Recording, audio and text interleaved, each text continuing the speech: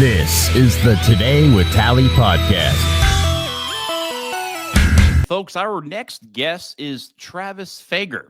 Now, Travis is a U.S. Army veteran that was injured in 2004 while serving in Taji, Iraq.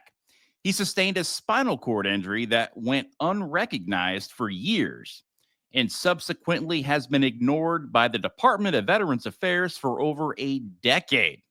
And now Travis joins us to tell his story and where everything stands with him right now. Travis, welcome to the show. How are you, sir? I'm good. How are you doing, Brian? Another day. It's another day. We get 1% better every single day, and that's what I do. So other than that, I'm doing well. I'm doing well. Good deal. Now, Mr. Fager, you're just one of the hundreds of veterans that I get reaching out to me constantly due to inaction or the dereliction of duty, if you will, from the Department of Veterans Affairs. Unfortunately, there's some good in VAs and there's some bad in the VAs, and it looks like that you may be on the opposite end of the good there. Explain to me, what's going on with you? Well, you could say that I'm on the opposite, but I have very good care with the VA for certain things, and then I have questionable care, I guess, at best. Sure. With other things. It's very hard for me to get, I guess, people to just like address my injury and the effects that it's had. I've spent pretty much 21 years being told that, your back's not really that bad. There's just some degenerative changes. We don't have any objective evidence for your symptoms. I've got all that. I'm sure, the same things that everybody else has heard, but it's just been a very long time. And so I finally had an appointment last week. It would have been a week ago today. It was good, I guess. It was with the chief neurosurgeon, a very knowledgeable guy. And surgeons, I suppose, they like to only talk about things that they can cut on, right? And so it was a little hard to get him to recognize, like, hey, can we talk about how this is connected to the injury? And these symptoms are all kind of pointing in one direction. But again, he said he was going to add the stuff that we talked about. So I'm just waiting for the records to hit. And that's one of the big things that I wanted to talk about for veterans is, the ability to collect your own records and either learn from them or have a second opinion, somewhere else if you can get it. Sure. Now, this injury that you sustained was in 2004. Now, was that ever put into your medical record while you were serving in Iraq? I can't say whether it was or not. If it was, it never made it out of Iraq. So I don't ever remember there being an incident report. I never had one attached to my records, but when they med boarded me out, so I don't think there was. I don't know. So you got med boarded out of the Army because of the injury that you sustained in Iraq? Correct. And they don't have a record of it?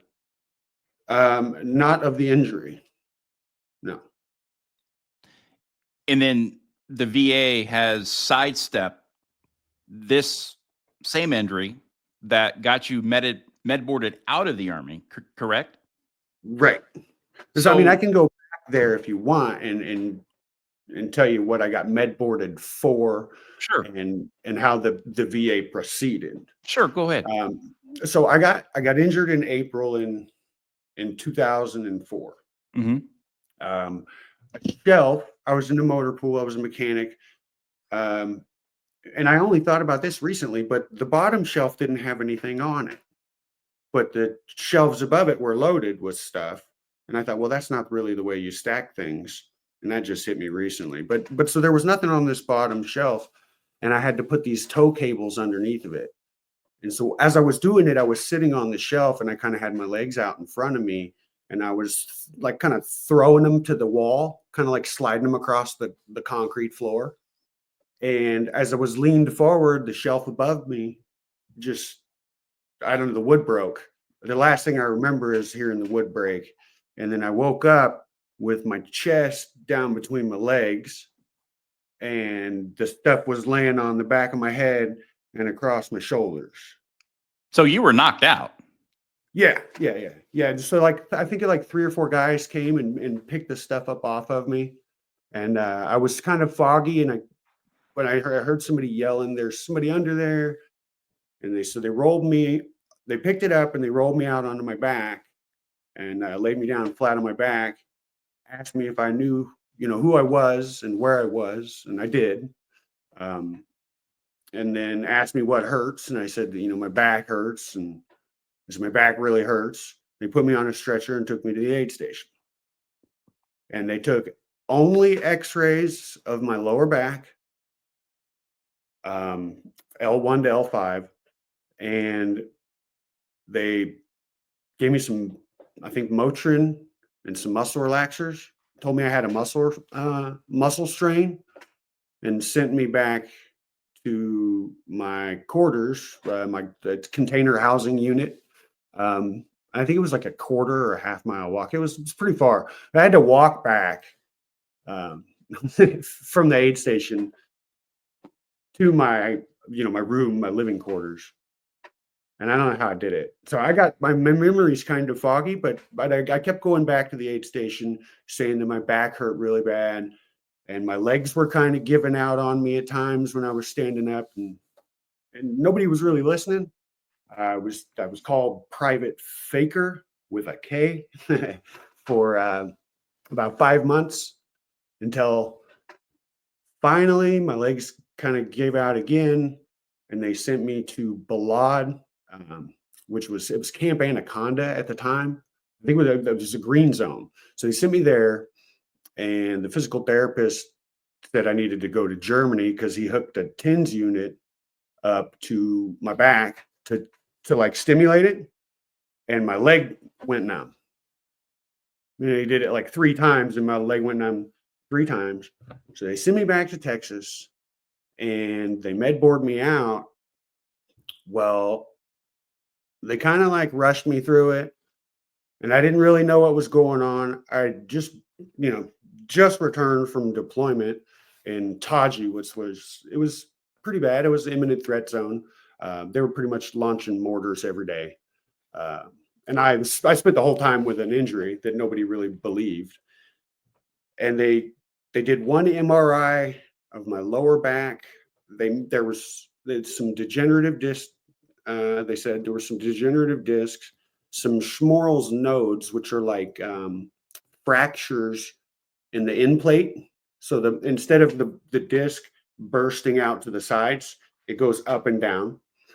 Those are consistent with axial loading trauma, which is kind of what I experienced. And so there was some loss of the curvature, the normal curvature of the back. And then there was 1 note about an abnormal signal of the conus medullaris, which is, I had to look this up and research, but it's the very bottom of the spinal cord. It's where the spinal cord terminates, and then the L5S1 nerves, or the lumbrosacral nerves, come out. And that part's called the cauda equina, which is Latin for the horse's tail. So, but when on that little termination point of the spinal cord, it was an abnormal signal. Again, mind you, this is the first MRI that was done for 6 months after this injury. And then they kicked me out of the Army. The PEB said that I had chronic subjective back pain without neurological abnormality, and gave me a 10% rating. And then the VA came back and gave me a 20% rating for degenerative disc disease with radiculopathy, but they combined them into 1 rating and gave me 20%. And I did what a lot of veterans did. I started drinking and taking the pain pills, and and I kind of fell apart for a couple years, well, 3 or 4 years. But I started to want more out of my life. So I started to go to college. I went to DeVry.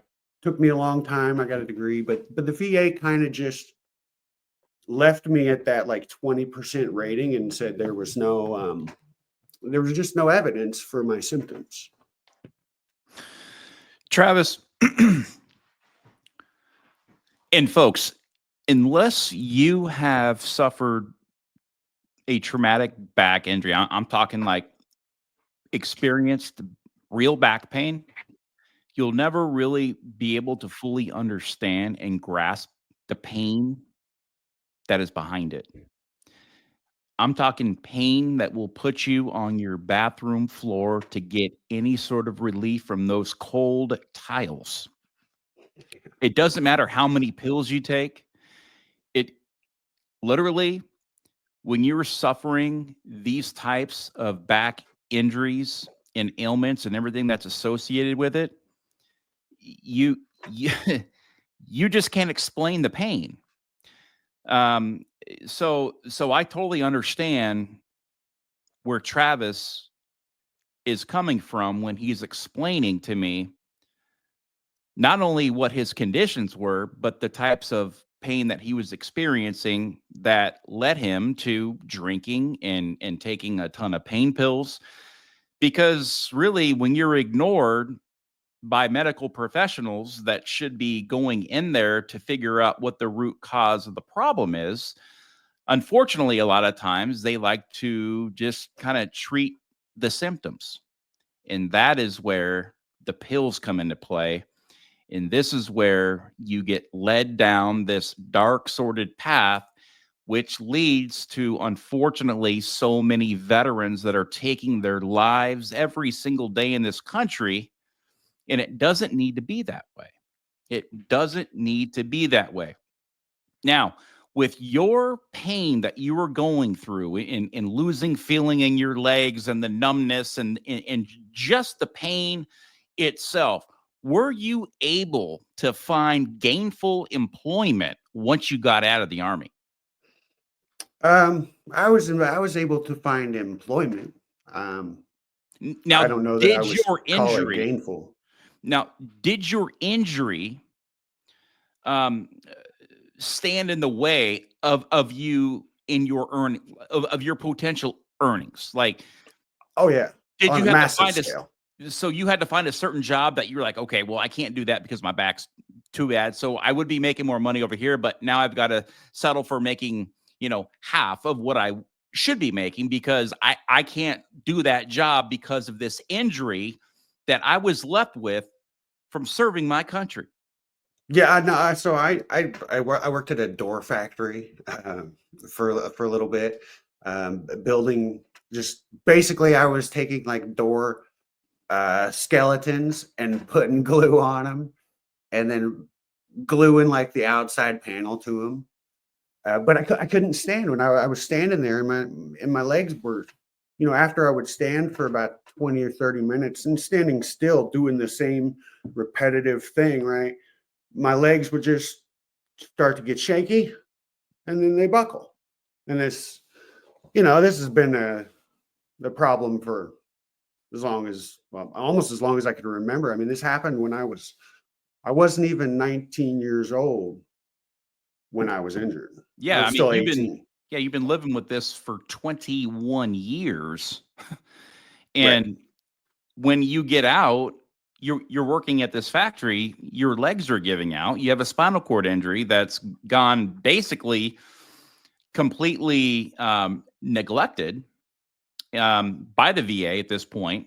And it went neglected while you were also in the Army. They're like, oh, yeah, this guy's no longer an asset. We're going to kick him out Right. because his legs don't work, his back hurts, and and he's no longer, a soldier that we need on the, on the front lines, if you will. Right. Unfit for duty. Yeah. Medically unfit for duty is, what they called it.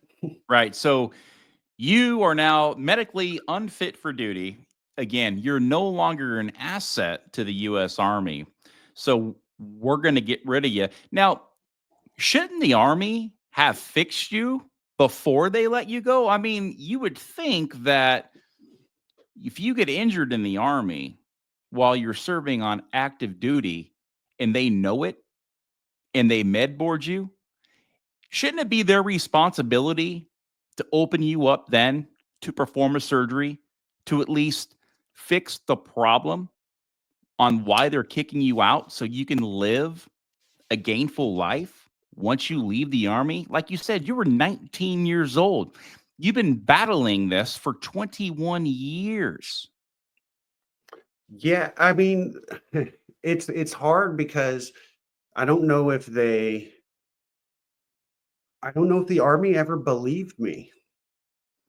But at some point, an MRI don't lie.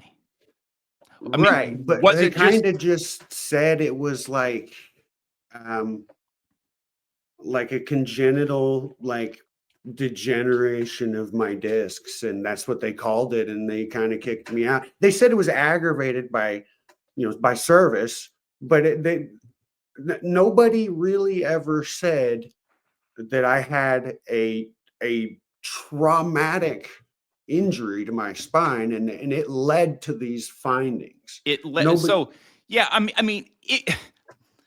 what kind of a surgeon is going to look at you in the eye and not laugh when they say it's degenerative when you're 19 years old? Dude, I'm still growing. What do you mean it's degenerative? You could say it's degenerative when I'm 50 or 70 or 80 or maybe even in your late 30s, early 40s. Yeah. Depending on what sort of hard labor job that you've done. But degenerative at 19, I'm sorry, but that is an excuse right there. And we deserve, and our troops deserve better than, Yeah, absolutely. So, all right. So 21 years, you get out, you get 20% at the VA, right? Yeah. Okay. Where are you at right now? Back then or right now? Right now. Right now, I'm 100% permanent Okay. total. I have been since 2017. Okay. So you now are at a rate to where you can survive with your injury that you sustained 21 years ago. And yeah, it's been a long time coming to get that 100%. Congratulations on that. You earned it. Now, it took you a while to fight from 20% to 100%. Have you had any surgeries in the VA since you've gotten out? Yeah. So I had in 2009. So I started having a lot of problems, worsening pain in my back and in my leg in 2008. And I was working. So I had kind of gone through a couple of jobs. I had worked at the door plant. That didn't work out. I had worked on a road crew for about a week. That didn't work out. And then I worked for the college for a little bit in their IT department, just kind of answering phones and helping students with their computers. That was pretty good. It was okay. But then I was working as a server at Applebee's in 2008, and my legs gave out while I was walking. I had a couple of plates, and I walked back into the kitchen, and I rounded the corner, and both my knees just kind of buckled. So I go back to the VA, and I'm like, I need another MRI. I'm like, my legs are giving out on me again at work, and the pain is really bad. And so they do the MRI, and the doctor's kind of like, I don't really see any reason for your symptoms. I don't really know what to do for you. So this was in finally they got the MRI in 2009, early 2009, I think. And then he didn't really see anything. And I kind of demanded that he do more testing. Well, there's got to be something else you can do. Something's definitely wrong. So he suggested discography, which is a different kind of test. You may or may not be familiar with it, but what they do is you don't take any pain meds, you don't take any they don't give you anything for pain or to relax or anything. But you lay on a table on your belly, and they put like an x-ray machine so that they can see what's going on, and they inject this dye into your disc. So they like say, okay, well, if your pain is at L3-4, so we're going to take that disc, the disc above it, and the disc below it, and we're going to inject dye into them. Mm-hmm. And so they did the first one, and nothing, didn't feel it. It was just, whatever. Then they got to one at L3-4, and they injected the dye in there, and you could have shot me then, and I'd have been happy. I mean, it was, I've been through a lot of pain since what I've dealt with, but I'll never forget the pain when that because the disc was like blown like completely out, and so whatever they injected in there just ran out onto my nerves, and I thought I was going to pass out. It was really bad. Mm-hmm. And so even the doctor was like, well, I was surprised to see that there was so much damage to the disc. And it's like, well, I've been telling you something's wrong. He didn't really want to do a surgery, but he didn't offer many real explanations for my other symptoms or the pain or any treatment that was going to help me. And so he said they were doing these kind of new surgeries. Wasn't a great chance that it would help me. Didn't think it would make me any worse, but it was basically, they were going to take the disc out. It was called a discectomy with bilateral hemilaminectomies at L3-4, and then an interbody fusion, which was a piece of a femur bone from a cadaver. And then they were just going to place it in between the vertebrae, and then it was going to fuse together. And it was going to be, what was there instead of the disc. And so I did the surgery. It was in November 2009.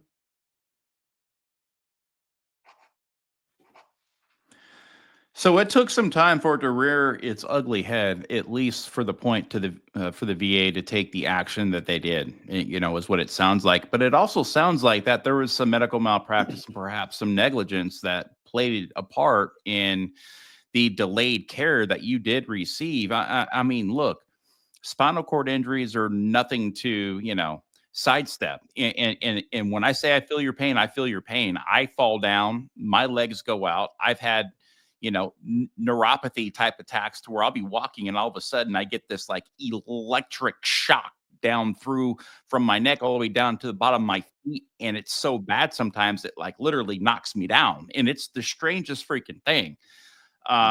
So it did look like that you had the surgery in November of 2009. How did the surgery work for you? Did anything good come out of it? Well, I don't think so. I thought it did, and they kept telling me it did, but I was taking so I was back to now. I've had the surgery, and I filed for 100% temporary disability, which I got. The TDIU. Well, it was it was temporary because of the surgery, right? And so I started getting that, and then 5 weeks after the surgery, I still can't even hardly leave my apartment. I've still got my friend. I'm giving him my debit card, and he's taking my car up to the store to get groceries. On the individual unemployability because you could not work. This surgery. Yeah, but it wasn't really individual unemployability. It was just it was temporary 100%. Right. So that's the TDIU. So it's temporary disability, individual unemployability, to where the VA is going to come in and say, we're going to pay you at 100% because of this service-connected disability until you can get back up on your feet, no pun intended. And then once you are able to get back into earning a gainful employment, right? And Right. earning a paycheck, then we're going to send you back down to your 20%, 50%, whatever percent that you're going to be at. And then at Right. that point, you go back to living your life. Now, was there any medical malpractice? Was there any gross negligence in your case? Well, I hate to say legal terms like that. Instead of me saying there was medical malpractice, I'll let people decide, and I'll just say what happened. So, for one, 5 weeks after the surgery, the VA shuts my temporary 100% off. And I've got a doctor's note saying he can't go back to work for at least 6 months minimum. And they were like, "Well, he can't say that." And I'm like, "Well, he did."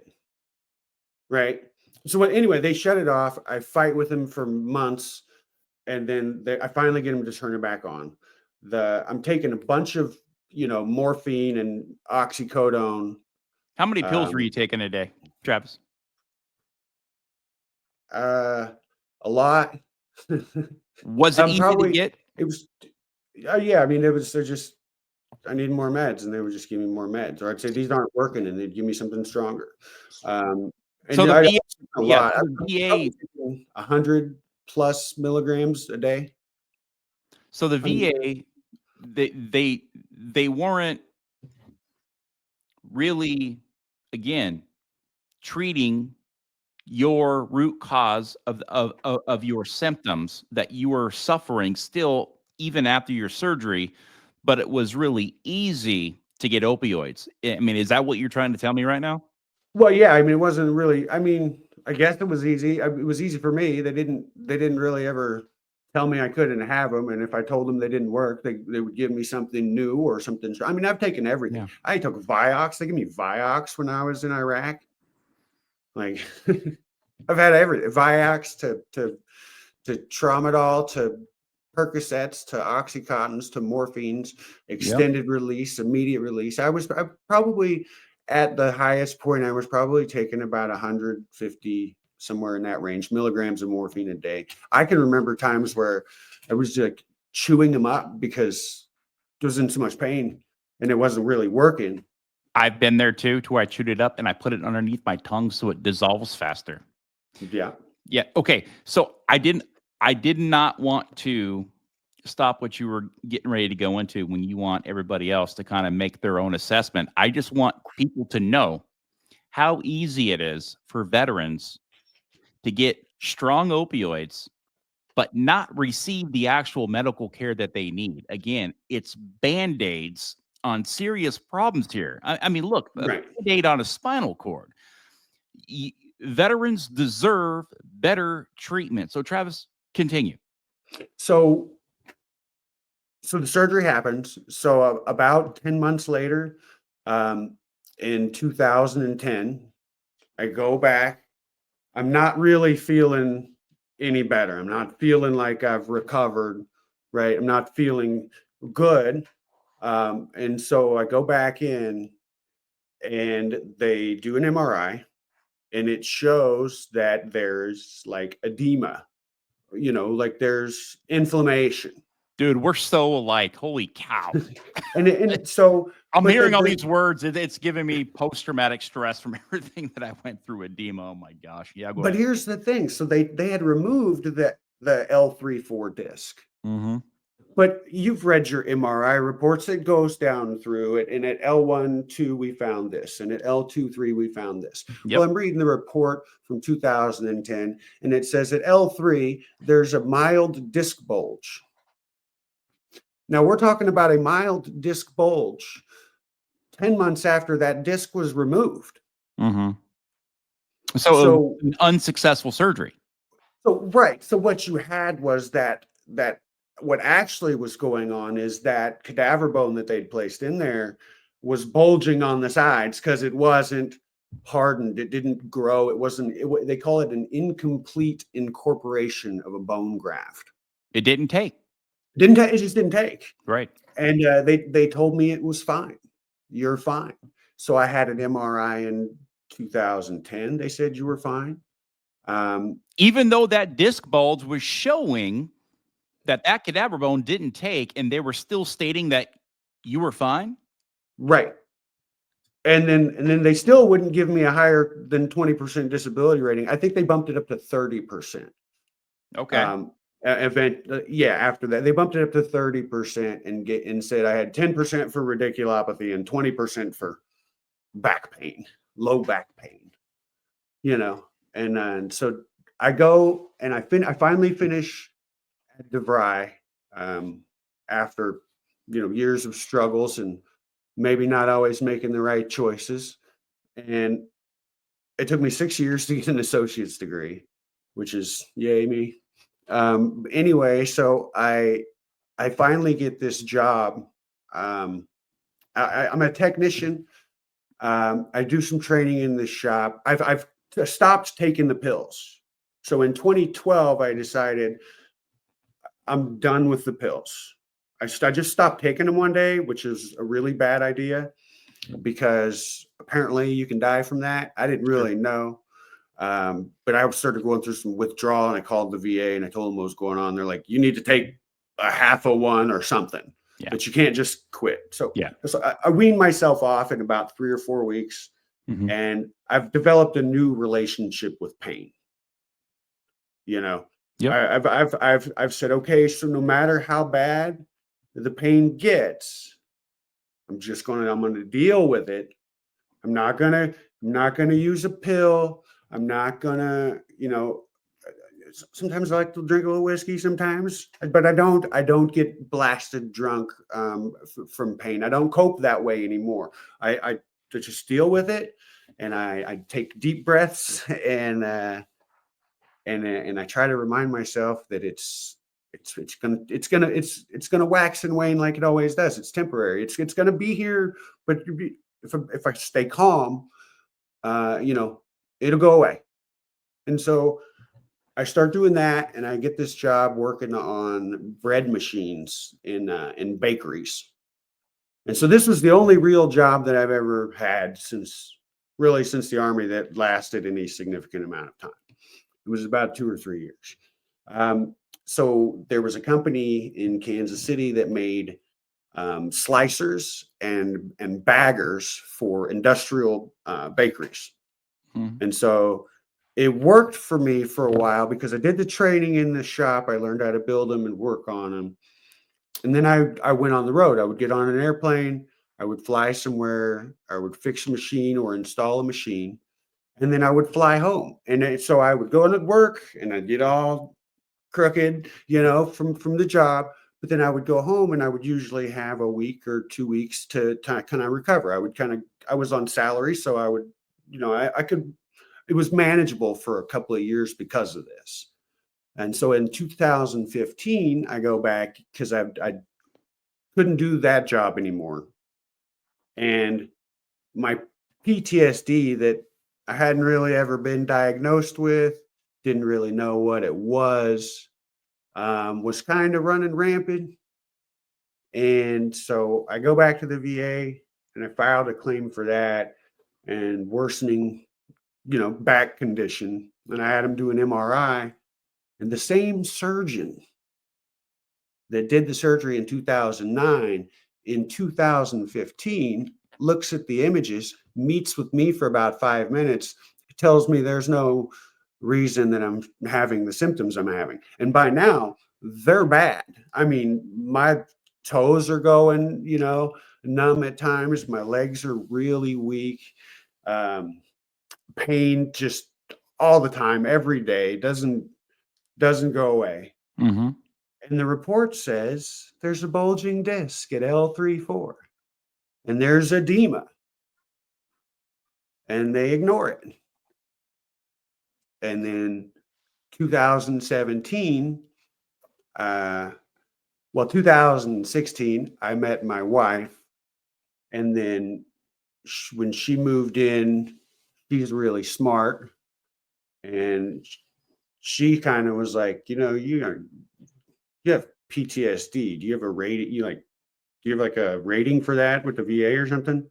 And I was like, yeah. I was like, how'd you know that? And she was like, well, I kind of studied it, when I got my bachelor's in psychology. And I was like, oh, well, that's cool. And she was like, I think yours is like really bad. And I was like, well, they've never told me that. And so I filed a new claim in 2017, and they gave me they bumped it from 30% to 70%,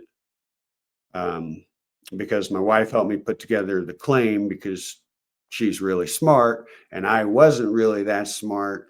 She taught me how to find the rules for the VA, and research things properly. And so she kind of taught me to go through my records and find out where I've said things or complained about things, and write all my symptoms down, and I filed my claim, and I wrote a letter to the president at the time, basically begging him to just make sure the VA would give me a fair shot. That's Look, all I wanted. yeah, 99.9% of the times when veterans reach out to me just like you did, all they want is to be treated fair. They're not even asking good, great, perfect, like just fair. Like yeah. Oh, okay, go ahead.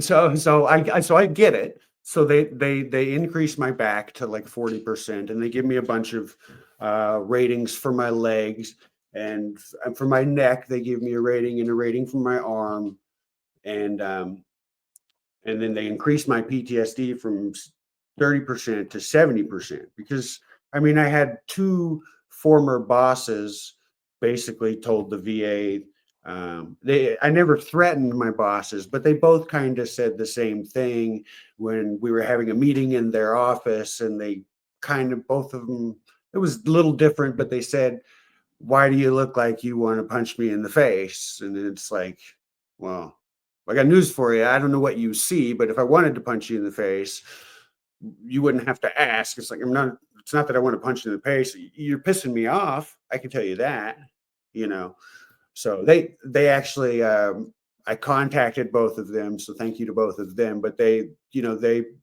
told the VA what their experience was being around me.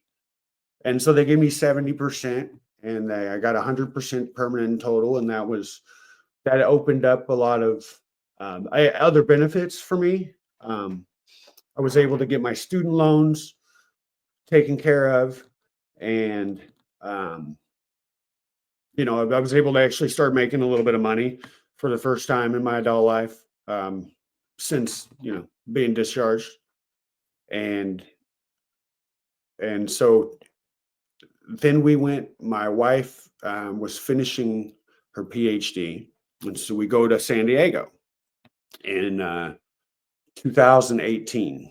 So we got married in Colorado, then we go to San Diego in 2018. My back starts getting really, really bad. I'm using a cane. It starts getting worse. I get a walker. Wow, the similarities. So I'm walking around the house or the apartment with a cane and a walker. One morning, I went to get out of bed, and I just kind of fell out of bed. Like I leaned forward, and my legs they didn't have anything. And I had to pee so bad. And so I just low crawled on my elbows to the toilet, and I picked myself up by the toilet and sat down on it so I didn't pee on the floor.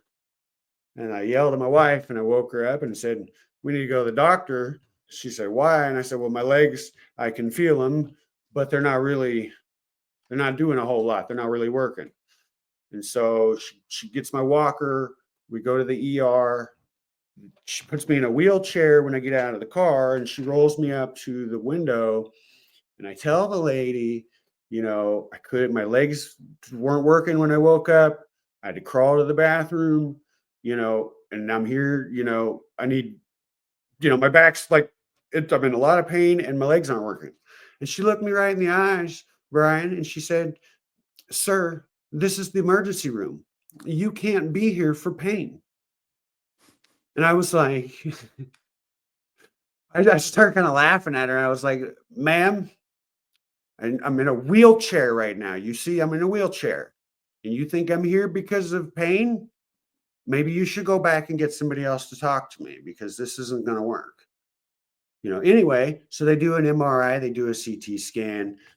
I've got a couple of fractures in my lower back because I had fell, an unincorporated bone graft, and they recommended me to see orthopedic surgery. So I go see an orthopedic surgeon at the VA, and he says, "You got a broken back. This surgery, this fusion failed, and it needs redone. You need surgery like right now, but I can't get you in the schedule." And he says, I'm gonna recommend you for community care." And I looked at my wife and I was like, "Well, that's great. That was really easy." And I should have known that it was just not. It wasn't going to be that easy. And so we go back to the apartment, and I'm like, I think it was like the next week, I called to ask about what the status of the community care referral was. And they told me, "You need to see another surgeon here at the VA. We can't approve your, referral right now." Like, Mhm. okay, whatever. This guy just told me, it's really bad, needs surgery. I got a broken back and all these things. And so we go see this other guy. He's a neurosurgeon. And he says, "You have some mild degenerative changes, and you need a warming corset and some Motrin," and sent me on my way. And that's the reports that I sent you. Those are a week apart, and they're night and day. They couldn't be any different. A warming corset versus "You need surgery right now, but I can't do it." And they Hmm. ignored it. And Yeah. so I wrote another letter to the president. "Please, Mr. President, I need surgery. They can't figure out how to make up their mind. I need an opinion outside the VA." And 2 weeks later, community care calls and sets me up with scripts, does the surgery. I can keep going, or if you want to Yeah. jump in, feel free to jump in. Yeah. I mean, it's just, you're talking out, just there's so many similarities, in our stories, of course, different. I had a, bone eating staph infection that was eating me alive for over 4 months that went completely, neglected. And, but yeah, it's, all veterans want is just a fair and equitable system that is set up for veterans to succeed and not fail. You are a example of so many veterans out there that are suffering for, look, 21 years of your life. Yes, long time. Something that happened when you were 19 years old could have been fixed. And folks, this is exactly what I preach all the time. The VA, more likely than not, are going to treat you for your symptoms. And that's it. Let me explain. Travis said he had edema. I had edema. Edema is a very serious medical condition. And let me tell you what it is. It is the swelling caused by fluid buildup in your body's tissue. We have that in our spines. Now, it says, what's the fastest way to get rid of edema? It says right here, addressing the underlying causes. This is what the VA has problems with doing, addressing underlying causes of the root problem of your injury, disease, disability, whatever it may be.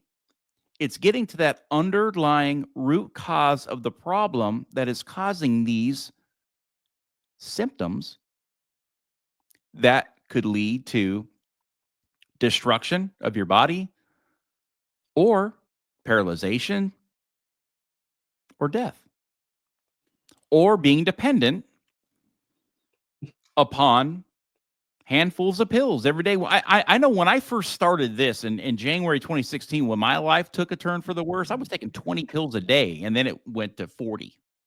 Right. And that's, absolutely insane. So you're in Scripps, right? You're Yeah. in Scripps. They open you up, a private surgeon. What do they find? It's not good. So the cadaver bone that they'd used had kind of exploded Right. And we and knew this. crushed. Yeah, and we knew Right. this. But there were bone fragments lodged in my nerves. So when we go to have the surgery, the doctor, he talks to me and my wife, and he's like, it's probably going to take about 4 hours because we may have to go through the front, and put in a wedge device to give him some of the curvature back, Yep. and then we're going to have to go through the back, and we're going to have to put some rods, and some big screws in and fuse it together. Yep. And so she's like, that's fine, I'm bringing a book or whatever, and so 4 hours goes by and he doesn't come out. Like 6 hours goes by, and finally he comes out, and he's this is what he and my wife told me that they talked about when I woke up from the surgery. But he gave a very detailed version of how he was, it took so long, and he was apologizing to my wife because he was having to remove all these fragments from my nerves. Right. And, they have a nerve guy there during the surgery. Sure. And when he would remove a fragment, you could watch like the needle just like bam, bam. Every time, just that it was blocking so many signals, and they were just digging their way further in. So he does the surgery, and it hurts, like any surgery. I'm in a hospital for about 3 days. My gut really took a beating because they went through the front. So basically they went in right around, I have a scar that's right around my belly button. And they kind of just, I don't know if they took everything out or if they just kind of pushed everything to the side and got in through there. So my guts got up, they called it dissension. They weren't really working yet. So I had to stay in the hospital a couple of days. And then I recovered real fast from that surgery. Probably like 6 weeks. And I guess you could say I got back to a pre 2009 surgery baseline. I mean, I felt really good compared to how I'd felt for the last decade. And I was able to do some working out, and then they shut everything down because of COVID in 2020. So, and then 2020 is when me and my wife, we moved here to Massachusetts.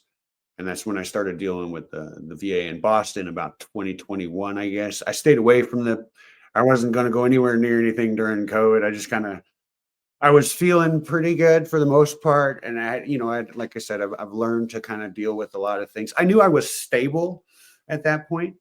After the second surgery, I felt like my back was stable. It wasn't just like crunching and grinding, and it didn't feel weak, and my legs weren't like shaky. So I felt way better. Well, and your neurotransmitters were working again. Correct.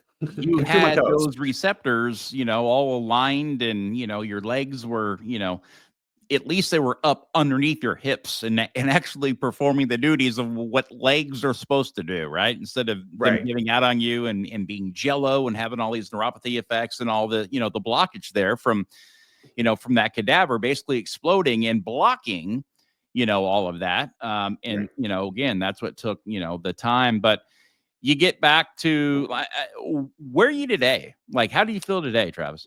So I had a slip like in January. Mm-hmm. And my leg kind of just went dead again. Mm. And so mostly the right leg and my feet have been going kind of numb, just like when I just trying to do the dishes, and my bottoms of my feet go numb, and sometimes my toes kind of cramp and do this kind of like claw thing. They just kind of and I have to like push down on my knee, Yep, put my 100%. foot on the ground Oh, to yeah. get it to stop. Um, it's bad. I'm not great right now. I am getting a little bit better because I started using an inversion table, Mm. which helps some. But I've got, I think, 9 disc protrusions in my spine right now. I've got 7 nerves being contacted. So you need another surgery, sounds like. That's not what they said last Friday. They said acupuncture. All right. So when the doctor found all these nerve fragments in your spine, from that cadaver exploding, and there was problems, and it wasn't good, and it was a prolonged surgery because of everything that they found on the operating table. What year again was that? That was in 2019 in August. So did you ever file a federal tort claim against the VA for medical negligence? I never even knew what that was. Okay, so you were I mean, now you're well outside of that 2-year statute of limitations, I Right. believe it is, for the VA. There isn't a statute of limitations for, say, like an 1151, but you're already 100% disabled. Is there going to ever be any justice or any real accountability to what happened to you over the last 21 years? And, in the lack of treatment, I I doubt it. mean, again, the delayed and the denied care on basically ruining the last 21 years of your life. And if anybody knows pain, I live with it every single day. I'm in pain right now. My neck is in pain. My back's in pain. It doesn't matter. I've been living with it for such a long time now. I've got a very high pain tolerance. I learned that I got to be happy, because if I'm not happy, then my pain, it just begins to skyrocket, and it starts to compound like interest, just like anxiety Right. does. One day you're fine, and then the next you're in this panic, because of pain and everything else that comes with it. So where you've got, from all the years now that you've been doing this, you've had to get in some sort of good knowledge on how to effectively advocate for yourself. Well, starting in 2016, right, when I met my wife, we filed that VA claim in 2017. And then when we were I was going through paperwork, and I threw some stuff away. And my wife walked by the trash and saw this letter, and she dug it out of the trash, and she opened it and she read it. She goes, Honey, you need to read this. And it was a letter from the Air Force talking about the Physical Disability Board of Review. So I requested all my records and kind of decided I was going to make it my mission, whenever I could, with time I have and the knowledge I had, to find out what happened. And I was going to dissect it the best that I could with the information that I had, and just so I started reading. I read a lot of medical literature about conjoined nerve roots, conus medullaris syndrome, and so when I had this recent MRI, I demanded they do a thoracic MRI also. Mm-hmm. Nobody had ever even looked. There'd never been any images of my upper back, even though it hit me in the back and they knew it hit me in the upper back. There was never any images. What they found is 3 disc protrusions in a row, right? With T3, 4, 4, 5, and 5, 6. Right exactly where this stuff was when I woke up, right across my shoulder blades. And They haven't admitted to some fractures, but I've carefully analyzed the images. I get them on my computer and I look at them, and I've learned how to be a radiologist and how to look for things on a T2 weighted image versus a T1 weighted image, what hyper intense and hypo intense mean, and what an old fracture looks like compared to what a new fracture looks like. And I've found what appears to be about 14 maybe old fractures in the upper thoracic, mid thoracic spine, This is consistent what, with. and this is what veterans have to do. Veterans literally need to diagnose themselves these days, and then you need to take your diagnosis to the VA and give it to the clinician or the surgeon or whoever it may be, and you tell them what's wrong with you until they rule it out. And even if they rule it out, don't take it as gospel. And unfortunately, this is where we're at in our country. Veterans literally have to when I go, I already have a diagnosis on what I think I got. I ain't going through this shit again. All right, so you're finding all of this, all these old injuries. You're reading the reports. You're reading the radiology. Okay, then what? Well, and so I'm looking. I look at the reason, because when you get a radiology report, it says like the reason for the study up at the top. And it says, and I had told the primary care, like, listen, my legs giving out, my feet are going numb, my testicles hurt. I'm having all these symptoms. My leg is collapsing on me. And on the MRI, the reason for study was worsening back pain. That's what they put, worsening back pain. So they weren't looking for anything old. They weren't looking. But what I found is from T1 to T4 or T5, which would be about from like here to here, right? My spinal cord, you have the cord and then you have the dural sac, right? And then you have the spinal canal. Mhm. Well, the spinal cord runs down in the dural sac, which contains cerebral spinal fluid. Sure. And then that dural sac runs down the middle of your spinal canal, right? Should be pretty symmetrical. From T1 to T5, the entire dural sleeve in my spine is pushed forward anteriorly and to the right, just at those levels. Just at the exact levels where I have a bunch of fractures, looks like old fractures. I'm not a doctor, folks. I can't say that they're actually fractures. I'm trying to get somebody to agree with me. Nobody wants to even look.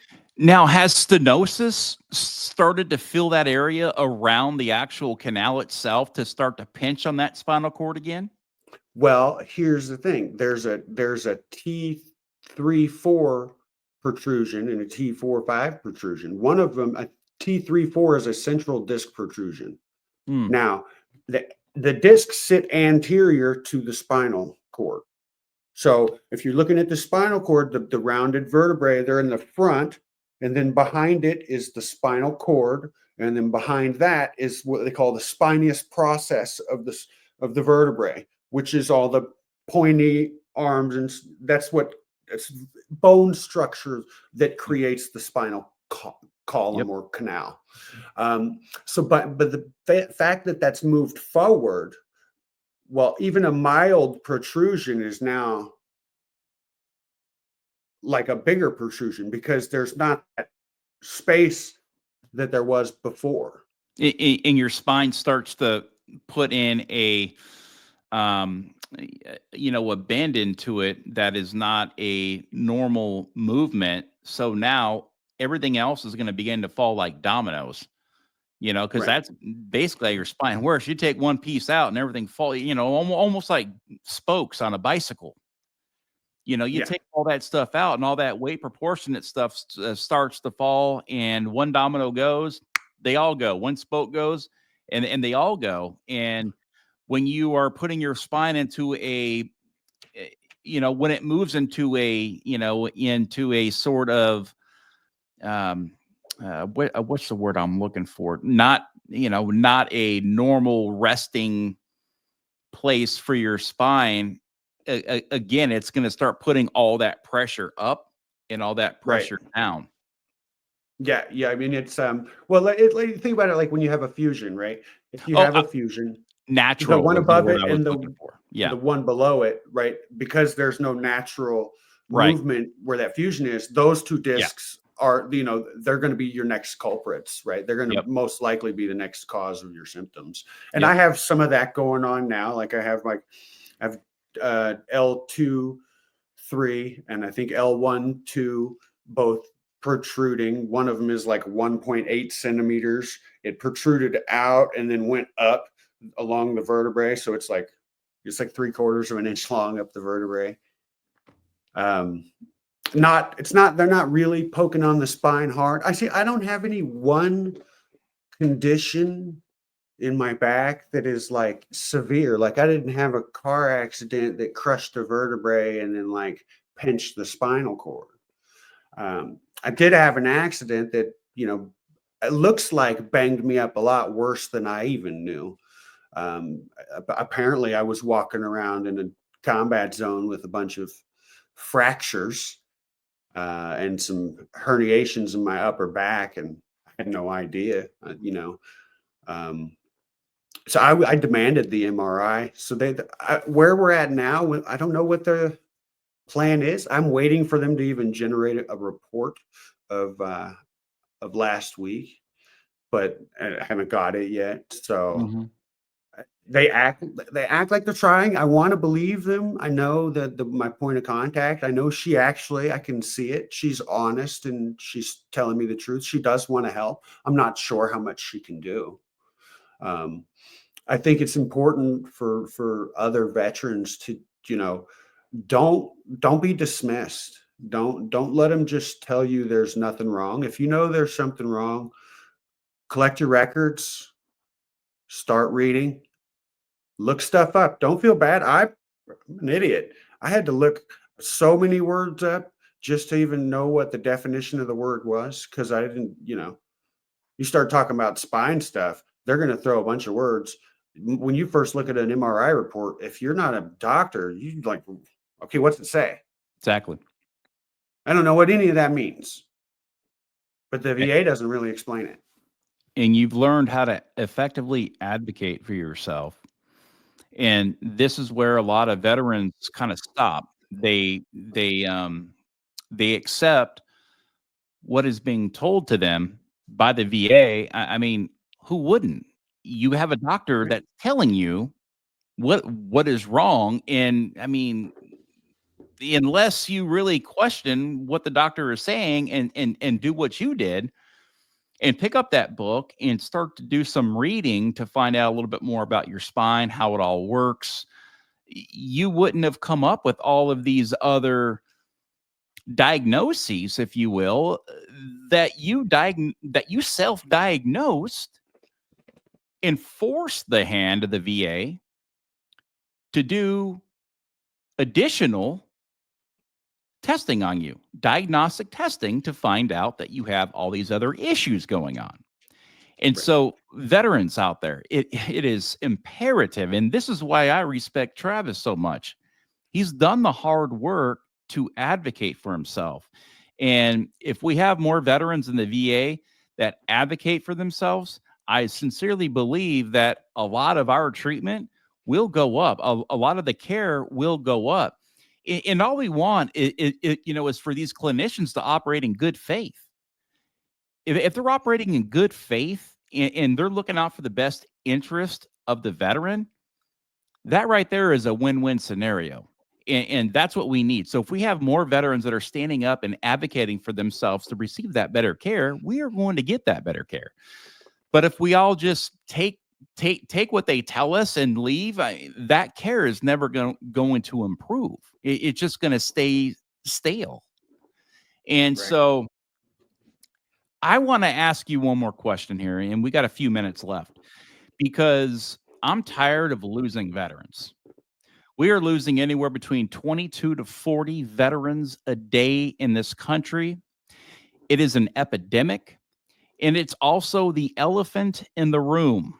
Everybody talks about post-traumatic stress. They talk about pain, anxiety, depression, everything that leads to it.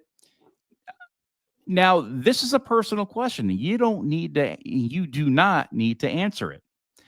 At any time when you were suffering through all of your pain, did that ever put you into a place where you did not want to continue in this walk in life? That's a good question. I don't know if I would word it maybe that way. There was many times while I was laying on a floor of a bathroom or my apartment in the kitchen uh, that I asked myself, is all this pain worth it? You know, um, but I never really got, I guess, farther than that. I never got to actually thinking about doing it or how to do it, but I definitely asked myself many times, like, at what point is enough enough? Like, how much pain do I have to go through um, before I'm going to crack? I guess I suppose I was just really like analyzing myself, how close to the edge was I? I Yeah, it's think very was what I was trying to do. yeah, it's mind numbing. Yeah. At times it's like, man, like, should I take these additional pills? And I don't really care if I wake up, because you get to the point to where, you can only take so much pain. You can only take so much negligence. You can only take so much more malpractice. You can only begin to take so much until you see your life unravel. Like you said, back when you got out, you weren't making some right choices, in Right. life. Were those choices that you were making that you considered to be not right? Was that a direct effect of the pain that you were going through? Um, I hate to, like, I don't know, I don't want to scapegoat my mistakes or my decisions. I think personal accountability is a very important thing in life. And I would say, yeah, probably PTSD and pain and killers and all this stuff probably attributed to some of the bad choices that I was making. But I, again, I like I like to take responsibility for my actions because no matter how much pain we're in, or how bad our situation is, or what life throws at us, we always have a choice to do the right thing or the wrong thing. And at some point, I just decided that I was going to start trying to do the right thing, no matter how bad the pain got, or how bad I thought my life was, or how bad I thought the VA was treating me. I was just going to I compartmentalized, I guess is the right way to put it. I just compartmentalize pain and trauma and I lock it away. It's hard when I go back over it, like when I've been studying all this stuff and revisiting, and when I have to fight with the VA, then it kind of seeps back in. But I compartmentalize it most of the time, I suppose. I don't know if that's dangerous or not. It's probably not the best idea. And again, that's why I respect you. We have a lot of those similarities there. And they always say, the comeback is always better and stronger than the setback. My setback started in January of 2016, and I can tell you, I'm making a comeback, but I'm still making a comeback, and I will never have a full comeback because that's just the way it is. And so I've learned to accept that whole getting 1% better, and that is freaking real. The rest of my life is a journey. Okay. It's just a journey. And as we get older, the pain's only going to get worse. That's where the degenerative and all that stuff starts to really come in. And this is where we need to become mentally tough and so mentally strong. And I know I have put myself through so much mental warfare on ensuring that I never get back to that chair, never get back to that walker, never get back to that cane. and never get back to some of the darkest moments that I have gone through in my entire life because of everything that happened to me with pain that was caused by pain. And so I fully understand. And there's a lot of anger, there, and you got to learn how to deal with the anger and how Right. to, cope, the coping skills and, strategies of that. I'm not even close to mastering that. I still carry a ton of anger. I still carry a bunch of resentment and coping skills. It's just hard for me to really engage in a lot of that stuff, but I'm getting better at it. It's something that I have to force myself into. I need to force myself into speaking to people and to getting, treatment, both physically and mentally, because, let's just, I've been through a lot. You've been through a lot. Everybody has been through a lot. Life is Right. tough. Life is not easy, but it's how you, get up every morning and lace those boots and put on your armor every single day. And it's how you attack the day. That's going to, really dictate where you go as a person and what sort of legacy, that you're going to leave behind. Because look, let's face it, you are going to be speaking to so many veterans today out there. And yeah, it's great to have famous people on your podcast, but a lot of the people that listen to this podcast, they don't relate to these famous people that I may have on my show. Right. Those famous people are looked to as, giants in the industry or whatever they may be. And people may look to them as, wow, that is a great guy or a great girl. And they've been through some awesome, crazy stuff. And, and look at them now, or, it's like a lot of fanfare in that stuff. But Right. at the end of the day, I don't have any similarities with, say, a LeBron James or, all these like people that are larger than life. And, I don't have any similarities with President Trump. I mean, really, Right. other than I love my country. But I mean, he's a billionaire living a billionaire life. And I'm over here living, a